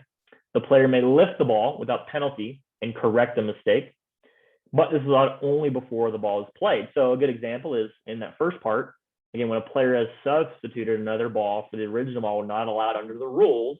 Again, if I'm on the putting green, I mark my original ball, pick that up, but I replace another ball on that, and I move the ball marker. And before I've played the stroke, right, like the second one, this is only before the ball is played. I can mark the spot of the ball, pick that ball up that's in play, but substitute incorrectly, put my original ball back on the spot, and I'm not going to be penalized for that. Another example is this right here. I'm taking an unplayable here in the rough, and I drop it from shoulder height. Well, before the ball is played, Mrs. Robert, remember, you can't do that. You got to drop it from knee height. If you drop the ball in a wrong way, thank you. Pick up the ball, drop it from knee height, put it back in play correctly, and there's no penalty as long as I've done this obviously before I've played. If I've made a stroke at it, I'm going to be penalized the one stroke for the unplayable plus one stroke for dropping a ball in a wrong way, still being played from within the relief area theoretically, but I'm allowed to correct that mistake before. We saw that a lot on TV, right after the 2019 rules came into effect. Remember, it was Hawaii, and there were several players that dropped it from shoulder height, and they had rule officials there that said, hey, you need to correct that. You can't do that. And he said, oh yeah, because they played a practice round maybe between Christmas and New Year's, and it was dropping it from shoulder height, and all of a sudden on January 1st, and dropping it from knee height. So it took a second. And now I think, again, everyone's kind of gotten used to that, but again, you can correct that. All right, so in 14.5b, when a player may change to a different rule or relief option when correcting a mistake and taking relief, when ball is put in play under a rule that did not apply, there's three options here. So that's 1. 2 is when a ball is put in play under a rule that applied but was dropped or placed in a wrong place. And then 3, when the ball was put into play under a rule that applied and was dropped or placed in right place, but the rule requires the ball to be dropped or placed again. We'll cover that. So when correcting a mistake and taking relief, whether the player must use the same rule and relief option originally used or may change to a different rule or relief option depends on the nature of the mistake. So there's different levels of mistakes here. So in number 1, we're going to look at, well, what if the rule just didn't apply the way that you operate? You put a ball into play and the rules don't allow for that. It's not even covered. Or you just mixed rules up and it's not even correct. In correcting the mistake, the player may use any rule that applies to his or her situation. For example, and this is the good thing about this section is it does give you examples after each one of these. They can get a little complicated when you look at them all together, but when you stretch them out and look at these examples, I think they get a little bit easier. Just for example, if the player mistakenly took unplayable ball relief for his or her ball in a penalty area, which Rule 19.1 does not allow, so this is a rule that did not apply, the player must correct the mistake by either replacing the ball if it had been lifted under Rule 9.4, or taking penalty relief under Rule 17, and may use any relief option under that rule, which if it's a red penalty area, there's 3 options just in general, unless there's a drop zone maybe, but there's just 3 options for penalty relief, and may use any of those 3 relief options under that rule that applies to his or her situation. So I could use, again, lateral or back on the line or stroking distance based on if it was a red or yellow penalty area, depending on which one it was. So I can use any of those options under a penalty. And then number 2, when ball was put in play under a rule that applied, but ball was dropped or placed in a wrong place, in correcting this mistake, the player must go on to take relief under the same rule, but may use any relief option under that rule that applies to his or her situation. So for example, if when taking relief for an unplayable ball, the player used the lateral relief option under Rule 19.2c and mistakenly dropped the ball outside the required relief area. In correcting the mistake, the player must go on to take relief under 19.2, but can use any of the options under 19.2a, b, or c. So the player, or I drop it outside of the relief area, which is 2 club lengths. I drop it 3 club lengths. In correcting it, I have to take an unplayable ball, but I can use any of those options under an unplayable. I could say, well, 2 club lengths actually wouldn't give me a very good angle here. I'm gonna switch it back on a line. I'm gonna use that one. That's fine, but you're saddled with using one of those 3 options under 19.2. And again, this one, and just to highlight, we'll bring it back to it, but this was when the ball was dropped or placed in a wrong place. That's important to carry through when we look at 3 as well. So in a wrong place. And then 3, when ball was put into play under a rule that applied and was dropped or placed in a right place. There's the difference there. But rule requires the ball to be dropped or placed again. So I dropped or placed it in the right place. I dropped it in the required relief area under the lateral relief option of 19.2, but I dropped it from shoulder height. Well, the rule's going to require me to drop it, but it came to rest in the right place. So I'm going to use that same relief option. So in correcting this mistake, the player must go on to take relief using the same rule and the same relief option under that rule. For example, if when taking relief for an unplayable ball, the player used the lateral relief option and the ball was either 1, dropped in the right relief area, but 2, was dropped in the wrong way, see 14.3b, which means, again, I dropped it from shoulder height, but it came to rest in the relief area, or came to rest outside the relief area. So let's say I dropped it in the right way, knee height, and the ball landed and came to rest, right? It rolled out of the relief area. The rules say, okay, you've done it right once, you got to do it again. In correcting this mistake, the player must go on to take relief under 19.2 and must use the same relief option. So if I'm using lateral relief in this case, and I dropped it from knee height, the ball landed and came to rest outside that prescribed relief area, 19.2c, then I'm dropping it again under 19.2c. I've got a wide area to drop it in because lateral relief gives you 2 club lengths in either direction from the original spot of the ball, but I have to use that relief area. I can't say, oh, well, I want to switch to back in a line now. No, you're saddled with lateral relief in this case. So again, looking at 2 versus 3, I think is what I struggle with sometimes personally. And I think the way I think about it is I say, okay, in 2, the ball was dropped or placed in a wrong place, maybe outside the relief area, whatever I was operating on, the prescribed relief area, was back on a line or lateral or whatever. And number 3 was when the ball was dropped or placed in the right place, but I'm required to be dropped or placed again. Again, I dropped it from shoulder height, or the ball landed and came to rest outside the relief area. I'm going to be required to use that same option. So I can't change anything, actually. I have to just drop it in the right relief area. This doesn't happen that much, to be honest with you. Usually when you take relief, because we're dropping it from the height, the ball's going to stay in that area thereabouts. But this is a good delineation. This is, in my book, how I make my notes.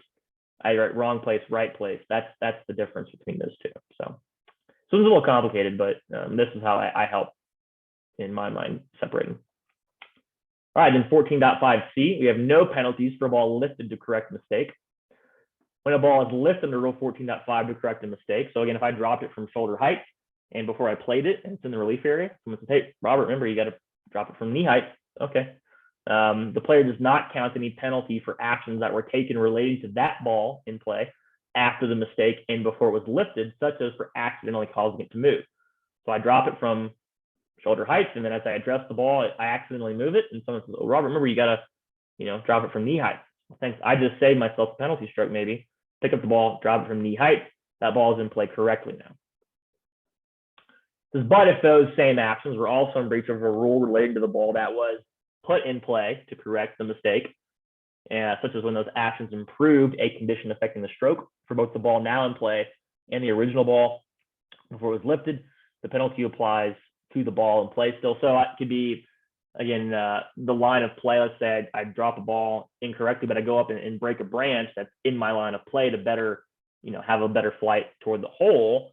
If someone says, oh, Robert, remember, you got to drop it from knee height, and I dropped it from shoulder height. Well, when I correct that mistake, that's fine and well, but I just already did something that no matter where my ball was played from or how it's put into play, I've breached Rule 8.1 in alternate condition affecting the stroke. So no matter whether my ball was put in play incorrectly or correctly, I've still got, I still did something that was outside of that, and I'm going to be penalized for something like that.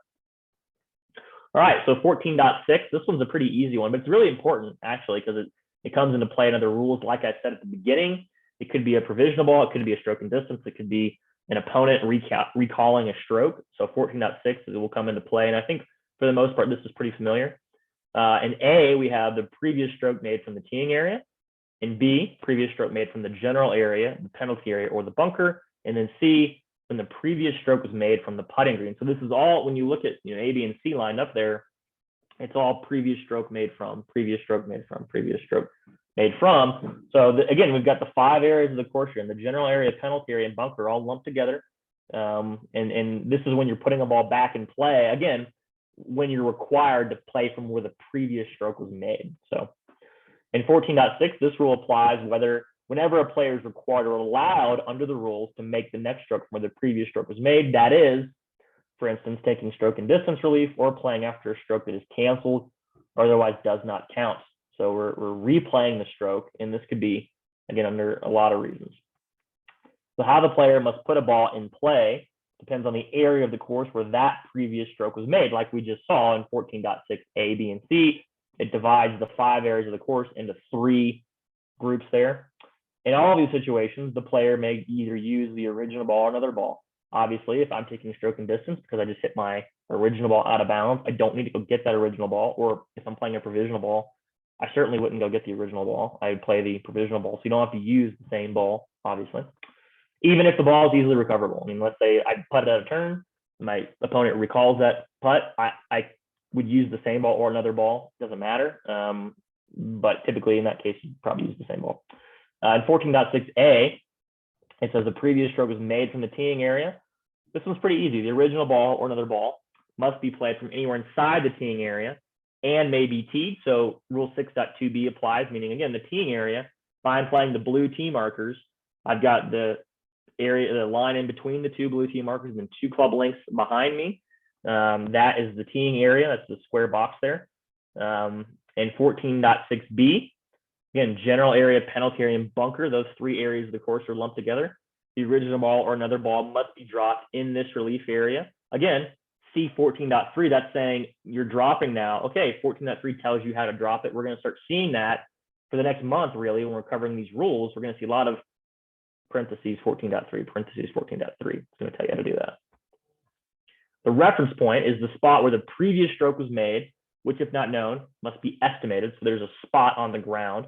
And then the relief area, so we start with our reference point, and our relief area, measured from that reference point, is 1 club length, but with these limits. And they're pretty similar to what we saw last time. It must be in the same area of the course as the reference point. So general area, penalty area, bunker. If you made a stroke from any one of those areas of the course, you're canceled or replayed, or next stroke when playing into the previous spot must be in whatever that area of the course was, and must not be near the hole in that reference point. We see that a lot, obviously. So again, this is kind of where, again, it's area of the course. If I played a shot from the rough that was this far in the rough, and I hit that out of bounds, my relief area, when I'm replaying the stroke for stroke and distance, I get a club length in the general area. So if that club length in the general area gets me from rough to fairway, as long as it's within those parameters, again, the areas of the course don't necessarily, when talking about general area, take into height of grass usually. So in this case, I could drop it in the fairway. And same would be with a provisional ball, right? I could drop the provisional ball in the fairway. Seems a little odd, but again, it's relegating just general area. It falls into these stipulations, you're fine. And the last one is 14.6c. Previous stroke made from the putting green. This is when the original ball or another ball must be placed on the spot where the previous stroke was made, which, if not known, must be estimated. Using the procedures for replacing a ball under 14.2b2 or 14.2e. Again, this is easy. If you have to replay the stroke on the putting green, you just place a ball back on the spot where the previous stroke was made. So this happened to Tiger in the Masters a long time ago. He putted the ball off on 13. He was above the hole and putted it into Race Creek there. And he had to place the ball, or maybe it was 12. Anyways, he had to place the ball back on that spot from where he last putted it. It doesn't happen a lot, but it might. But again, the most common thing would be maybe I played out of turn and my opponent said in match play, hey, I was away. I'm going to cancel and replay that stroke. I would place the ball back on the spot when it is my turn to play again. And then again, the rules do a really good job of, here's some pictures, right? So in teeing area, and then it's segmented out like that, like we just talked about, right? So teeing area 14.6a, general area, bunker, penalty area 14.6b, and then 14.6c for the putting green. So again, especially in the middle there in the 14.6b, we've got the reference point where the last stroke was made, whether in the general area or in the bunker, as we see up there. And then you get a club length to redrop and play that ball if you're having to play it again, if the stroke was canceled or under stroke and distance or a provisional or something like that. So again, the rules do a good job the rulebook does a good job of showing us some pictures there. All right, so last one, we're almost there. It's 14.7. This is an important one. It's playing from a wrong place. You know, you're not allowed to play from a wrong place. In 14.7a, there's place where the ball must be played. In B, there's how to complete a hole after playing from the wrong place in stroke play. So, okay, you did play from the wrong place. Now what? Is it a serious breach? Is it not a serious breach? In 14.7a, we have after starting a hole. So we've started the hole from the correct teeing area. A player must make each stroke from where his or her ball comes to rest, except when the rules require the player to play a ball from another place. And that could be 9.1. For instance, you know, the rules say you have to play it where it comes to rest. Well, maybe it's in a no play zone. I'm not allowed to play from there. And the rules are going to force me to play outside of that. If I do play from a no play zone, that would be technically a wrong place. And that's kind of covered here. And then a player must not play his or her ball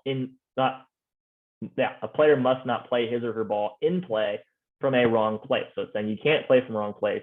But we're going to see if you do, which because it happens, if you're going to get the general penalty. So stroke play, 2 strokes, match play, off the hole. If you do play from a wrong place, and we'll give some examples of that. And then if multiple rule breaches result from a single rated act, C1.3, C4. The most common thing here, right, is that, let's say you take relief from a cart path. The rules are going to say, okay, you get complete and full relief from this cart path. The ball is in the general area lying in the cart path. The reference point relief area must also be in the general area, and you must take complete relief from the cart path or abnormal course condition. Let's say when you do that, you drop a ball, put it in play, and then when you've taken relief and you're now standing on the cart path, the rules would say, well, you didn't take free and complete relief, therefore you're playing from a wrong place. That's one example. Another one, and we actually saw this on a tour event recently with Victor Hovland. The players, and his ball marker on the putting green was in someone's way, and they said, hey, you know, Victor, can you move it over a putter head length? Sure, I see that all the time. Moved it over a putter head length, and then when he went to put it back, he actually measured the wrong direction and moved the ball when he put it back 2 club head lengths from where it should have been. Most of the time we see someone not putting it back, and they move their ball over on the putting green, their ball marker rather, and then when it's their turn to play, they forgot they moved it, they put it there and they putt. That's playing from a wrong place, and it's not a serious breach. It's this far to the left or right, so it's not a big deal, but it is still going to be a 2-stroke penalty. So when Victor Hovland did that, he putted it 2 club lengths from where, or club head lengths from where it should have been, and he holds out with however many strokes took him the hole out, and he's going to get 2 added on for playing from a wrong place. Those are the 2 most common things that we see when playing from a wrong place. Can get you penalized there. Those are pretty common. All right, in 14.7b, this one's going to get, I don't say complicated, but there's a lot to it. It doesn't happen that much, so that's the good news. So it says how to complete a hole after playing from wrong place in stroke play. Again, in interesting thing here, it says how to complete from stroke play and match play. Like we saw, it's the general penalty if you play from the wrong place. So if you played from the wrong place in match play, we're not really worried about getting your ball back to where it needs to be as far as a serious breach here, because the hole's already over, right? So once you play from the wrong place, your general penalty, hole's done. You just lost the hole if that was you, right? So in stroke play is what we're talking about, because match play doesn't really matter. Same with the wrong ball. In the wrong ball, the match play rule for a wrong ball is really easy. If you play the wrong ball, you lose the hole. That's a short one. Stroke play, we got to get a score for you. We can't just quit the hole. Same thing here. It's going to take a little bit more because we've got to count every stroke. So this is divided up into 2 sections. The player must decide whether to play out the hole with the ball played from the wrong place or to correct the mistake by playing from the right place. 2, player who tries to correct the mistake must report it to the committee. And then 3, when the player tried to correct the mistake, the committee will decide the player's score for the hole So we're saying, is this a serious breach or not a serious breach? That's what we're talking about there. And number one, the player must decide whether to play out the hole with ball played from wrong place or to correct the mistake by playing from the right place. What a player does next depends on whether it was a serious breach, that is, whether the player could have gained a significant advantage by playing from a wrong place. This one, this one does stir a lot of discussion, I think, because it could say, well, what does significant advantage mean? And there's some guidance to that, but a lot of times it's not cut and dry exactly what it is. There's a little bit of weight you have to add to it as a committee and what the situation was. So it's not always the same. A serious breach and a significant advantage in one event might not be the same in another, maybe, but there's a little bit of leeway to it as far as there's some guidance on what it is and what it is not. So first it says, what is not a serious breach? If the player, or if it wasn't a serious breach, rather, the player must play out the hole with the ball played from a wrong place without correcting the mistake. Meaning, if I moved my ball over on the putting green and forgot to put it back and I putt, I played from a wrong place, but that's not a serious breach, and I'm not correcting the mistake. So if I putt and I miss that putt, that ball's in play and we're moving on because I played from a wrong place, yes, but it was not a serious breach. I play on. I've actually had it happen, and it's kind of unfortunate, where a player did that. They moved their ball over on the putting green, putted it, and then missed the putt. And then before they went and tapped that in to finish the hole out, they're like, oh, I played from a wrong place. They picked that ball up, put it to where the original ball was originally at, and then played from there, thinking they're doing the right thing. But what happened was they played from a wrong place, not a serious breach. You play on. That's a live ball now next to the hole. They picked that up and put it on another spot, which was their original, which is kind of erroneous now because that's where their ball is in play at. And then they played again from there. So they had another wrong place. They had four penalty strokes there for playing from a wrong place twice. So it doesn't happen but it's happened in a tournament. The player made par technically and went back and ended up making a 9 because it so many wrong place penalties.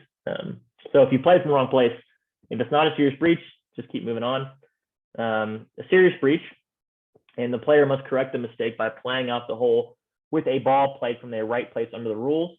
And real quick, a serious breach is when, if you compare, we're playing from a wrong place, we're inferring that there is a right place the ball could have been played from. If the player played a ball from the right place versus the wrong place, and it is a serious breach, the serious breach would mean comparing the two potential situations, the right place and the wrong place. With the wrong place, is that a significant advantage on the field based from where they should have played from in a right place? So if I hit a ball out of bounds and it's 300 yards up the fairway and I just drop it and the local rule is not in play and I just drop it next to where the ball went out of bounds at and play from there, I just went up 300 yards. That's a significant advantage. That's a serious breach because I should have been playing under stroke and distance from the teeing area. And when I play from 300 yards up, not that I hit it that far, but if I played from 300 yards up in the fairway or whatever, that's a lot of ground. So comparing where I did play from or where I should have played from, that's a significant advantage on the field 100% of the time. So in that case, that would be a serious breach and I would have to correct it. And we'll see that here. The player must correct the mistake by playing out the hole with a ball played from the right place under the rules. So in that situation, I made a stroke from the wrong place. I have to correct this by going back and playing from the teeing area, correcting it. That's the right place I should have played from. And it's as if the player does not correct this mistake. So if I just keep playing out on that ball before making a stroke to begin another hole or the final round, before the final hole of the round, before I return my scorecard, it used to be before I left the putting green, before I return the scorecard, I am disqualified. So if I do that on the 5th hole, if I go and tee up on the 6th hole, I've now started a new hole. I can't correct that serious breach. I'm going to end up being disqualified. So until I make a stroke on the next hole, which is the trigger point, or return my scorecard, I can and am required to go back and correct it if it's serious. So again, serious outweighs the place you should have played from, the place you did play from. Is that a significant advantage on the field? And this is what to do if you're uncertain. The player should play out the hole with both the ball played from a wrong place, so up in the fairway, and a second ball played from the right place, meaning the teeing area, under the rules. And again, going back to that, again, I'm playing 2 golf balls, and then I'm also, we're going to see in a minute, I have to tell the committee, whoever's at scoring, let's say, what happened, and say, you decide. I played it from a right place and a wrong place. If the wrong place was serious, then the right place would count, but I would be adding some penalty strokes, as we'll see. And then what we see here in 14.7b2. If the player tries to correct a mistake under 1 by placing a ball from the right place, by playing a ball from the right place, the player must report the facts to the committee before their scorecard is returned. So I get to the scoring area, I say, hey, I did something on number 5 and talk about the situation. And before I've signed and returned it, I'm good. I'm required to do that. And so this applies whether the player played out the hole with only that ball or with 2 balls, even if the score is the same, because the fact that you played 2 balls means you didn't know what was really going on. So we need to make sure the committee is comfortable with that and they're applying the rules correctly. Because by the fact that you played 2, you didn't really know what was happening, which is fine. And the rules, again, can give you a little bit of leeway for that. Also in Rule 20, we see that, and we don't really cover that, but even if you score, if you ever play 2 golf balls with 2 scores, I got a 5 or a 7, you got to tell the committee. You can't just say, oh, I'll take the 7. If you don't, even if it was a 5, you're going to be disqualified because you didn't tell the committee that you had played 2 golf balls. So anytime you play 2 under this rule or under Rule 20, you have to tell the committee.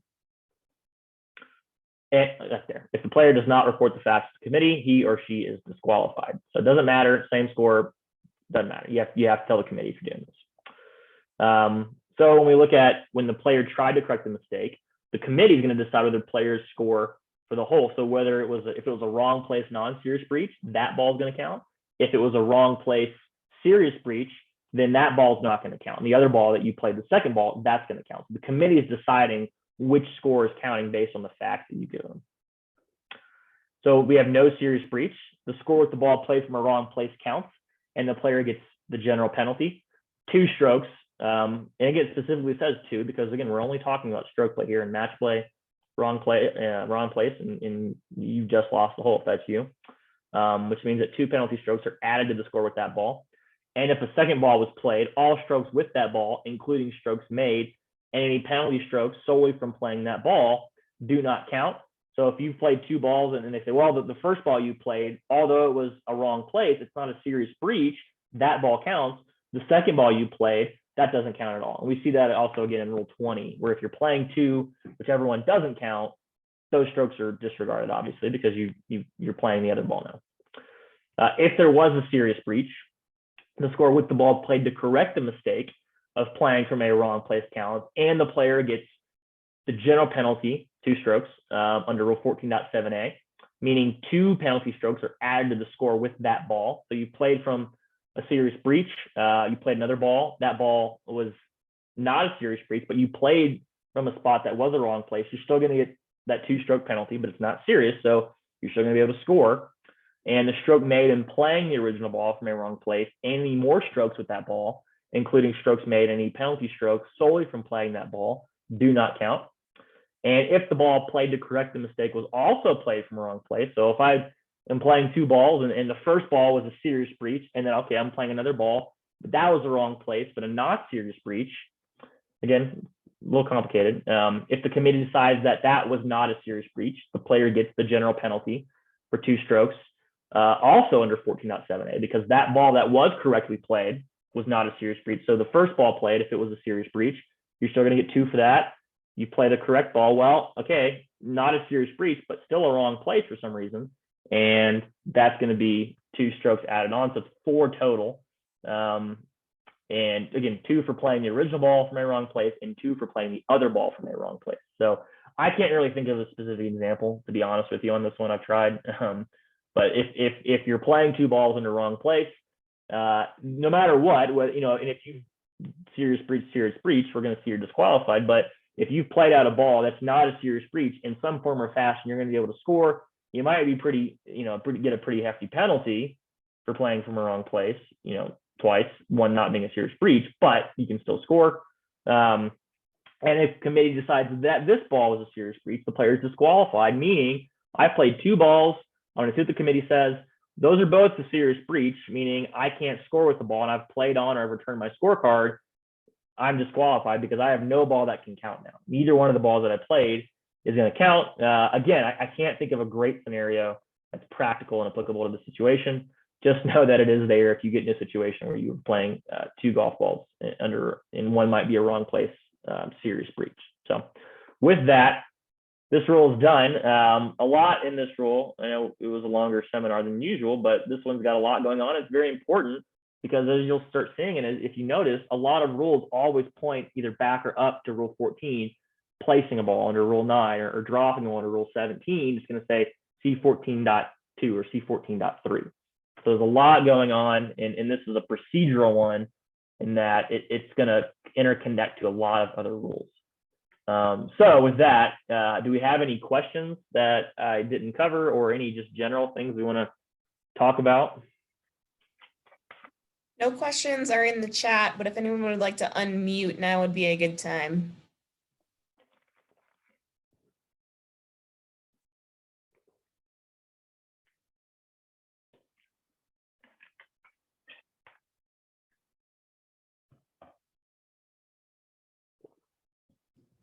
Hey, Robert, I have a question. This is Carla Harding. Yes, ma'am. Yeah, I know you said we're going to talk about the loose impediment thing later, but when if you move your ball during a search and it had been on top of a branch, a little twig or something, and you move that twig because you don't have to replace it, but now you can't vertically get the ball in the same place because you're on top of that. I've never been able to resolve that in my brain as to why that's okay to move that loose impediment. Good question. I haven't really thought about that. I guess so. Let me roll it back, I guess. So you're searching for your ball, or a player searching for their ball, and they kick it and they move it accidentally. And in the process, they accidentally move a loose impediment. The player, as we'll see next week and they kind of allude to, is not required to replace that loose impediment because it was moved during search. The only stipulation really that rule has in 15.1 is you can't deliberately remove a loose impediment when replacing a ball in a spot. So if I had moved the golf ball and then when I go to replace it, I deliberately move the branch and put it back, then I'm penalized. So if it's in the act of searching, right? I'm searching, I move it and the branch moves and we put the ball back. The ball, based on the virtue it's not on the loose impediment, is not on that correct vertical spot.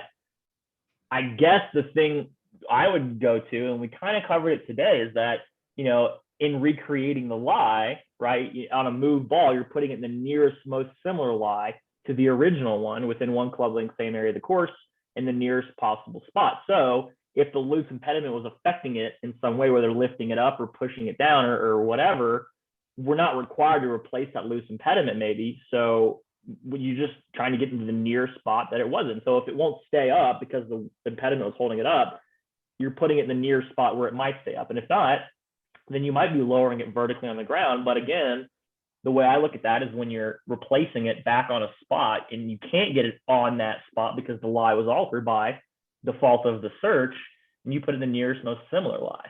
Okay. I never thought about it, so it's a good point, but does that make sense at all? I mean, yeah, it does. I think part of it is you can't move that loose impediment on purpose.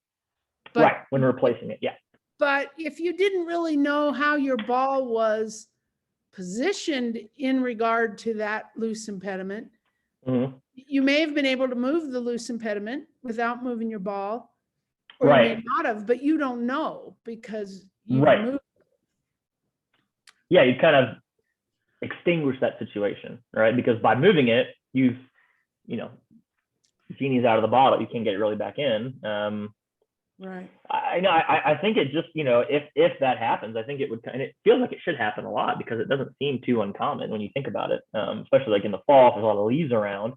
I think when the rules are pretty broad, when it says when you know the lie was altered or the spot or the ball was moved, in either case or any case, you're estimating and replacing a ball back on that spot or in that lie. And if you can't, it's like we talked about ball and sand, ball out of sand. When the ball's out of sand, it's as nearest most similar lie. So I'd say if you don't know, you just doing your best to estimate, and I'll say it's your good fortune, but if you accidentally disturb a bunch of loose impediments when searching, we know you're not required to replace those. Right. So you have to put a ball back in the nearest, most similar line.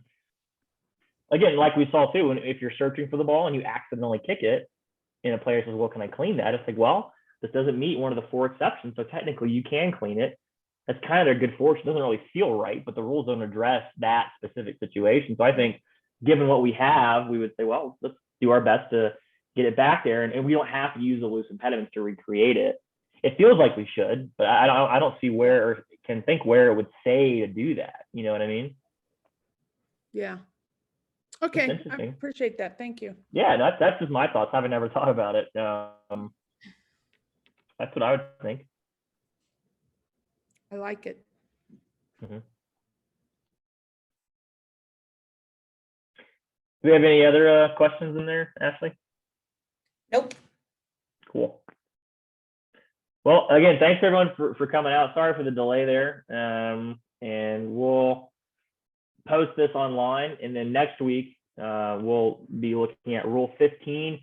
Certainly not as long as this rule, but it's got a lot going on in it because we cover loose impediments and then movable obstructions, and then a ball assisting or interfering with play. We're going to kind of cover backstopping and what that is or what that is not. And we see that a lot on TV, I think, or had in the past. And then the USGA has spoken about that in some clarifications of here's what backstopping is. It's still fairly vague, but in an okay way. I think it's good. But we'll cover that next week. So certainly won't be as long. But again, thanks everyone for coming out. And if you have any questions, feel free to shoot me an email.